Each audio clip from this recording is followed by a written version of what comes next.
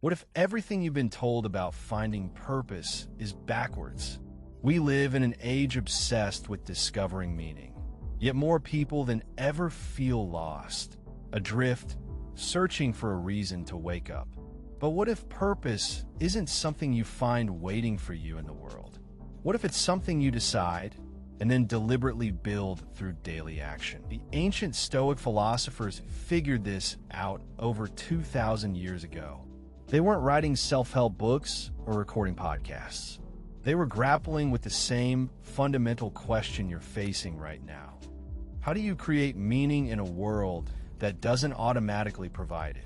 Today, we're going to explore their answer. This isn't about toxic positivity or forcing yourself to be grateful. This is about a radically practical framework that transforms how you think about purpose itself. By the end of this video, you'll understand why Stoicism might be the most liberating philosophy you've never seriously considered. Let's begin with one of the most powerful statements in all of Stoic philosophy. Epictetus, a former slave who became one of Rome's most respected teachers, said, "First say to yourself what you would be, and then do what you have to do." Think about this. He isn't saying discover who you are. He's saying decide who you are. Epictetus lived from 50 to 135 AD during the reign of the Roman emperors. His life was defined by constraint. He was born enslaved and remained so for decades.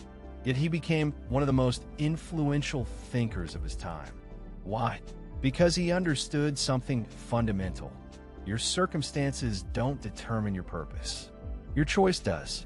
Even as a slave with almost nothing, he possessed complete freedom over one thing: what he decided to become. This concept cuts against everything modern culture teaches us. We're told to find ourselves, to discover our passion, to wait for inspiration to strike. But Epictetus is saying something entirely different. Purpose doesn't arrive as a revelation. It arrives as a choice. You must first declare to yourself, with clarity, what character you're going to build. What principles will guide you? What person do you want to be in this world? Here's what makes this radical. It doesn't require the perfect job, the perfect circumstances, or external validation. You can decide right now, in your current situation, that you will become someone of integrity, someone thoughtful, someone who acts with purpose. Then, and this is crucial, you do what you have to do to become that person. Not someday, not when conditions are perfect. Now, today, with the resources available to you. Now we move deeper. You've decided who you want to be, but there's another critical piece. Seneca, a Stoic philosopher and tutor to Emperor Nero, observed something that remains true today. If a man knows not to which port he sails, no wind is favorable. Think about this metaphor for a moment. A boat with no destination will never arrive anywhere, no matter how favorable the conditions. Seneca lived from 4 BC to 65 AD during one of Rome's most chaotic periods. He served as advisor to one of history's most erratic emperors. He witnessed constant betrayal, political violence, and moral compromise all around him. Yet he maintained clarity about his own purpose. He knew his destination wasn't fame or wealth or imperial favor. His destination was virtue, living with wisdom, courage, justice, and temperance. Everything else was secondary. Let's bring this into your world with a specific example. Imagine two people in the same job. One person arrives each morning without a clear internal purpose. They react to their boss's demands, chase promotions because society says they should, and feel perpetually adrift. The other person has decided their port. Maybe it's mastering their craft. Maybe it's supporting their family with integrity. Maybe it's becoming someone who helps others grow. Same job, completely different experience. The second person isn't immune to difficulty, but every action has direction. When they face an unfair situation, they can navigate it according to their internal compass. When they face a choice, they know what matters. This clarity isn't luxury, it's foundational. Without knowing your port, You're blown around by every wind that comes your way. With it, you can navigate anything. This is what Stoicism teaches. Purpose isn't about grand destiny or finding the one perfect path. It's about knowing your values deeply enough that you can navigate every situation with integrity. Your port is your commitment to becoming a certain kind of person and living according to those principles. Once you know that, the winds of external circumstance become manageable. We arrive now at the practical heart of this philosophy.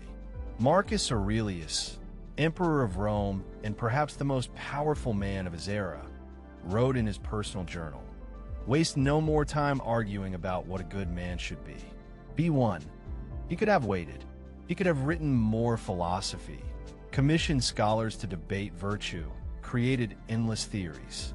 Instead, he commanded himself to act. Marcus Aurelius ruled from 161 to 180 AD during plague, war, and constant crisis. His journal, what we now call Meditations, reveals a man tormented by doubt, struggling with anger, fighting against weakness. Yet in every struggle, he returns to the same command: stop thinking so much and act. Stop debating who you should be and be that person. The gap between who you want to be and who you are closes through action, not contemplation. Here's where this becomes practical for you. Right now, identify one specific way you're currently waiting. Perhaps you're waiting until you're more confident to speak up in meetings. Waiting until you have more money to be generous. Waiting until conditions are perfect to write, create, or contribute.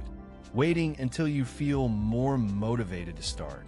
The Stoic response is simple and direct. Stop waiting. The feeling doesn't come first. The action comes first. Let me give you a concrete framework. First, identify the character trait you want to develop. Let's say integrity. You want to be someone reliable who keeps their word. Second, identify one small action you can take today that embodies this. Maybe it's returning a phone call you've been avoiding. Maybe it's being honest in a conversation where it would be easier to deflect. Maybe it's following through on a small commitment. Third, do that action. Not perfectly, just authentically. Repeat this daily. You become courageous by doing courageous things.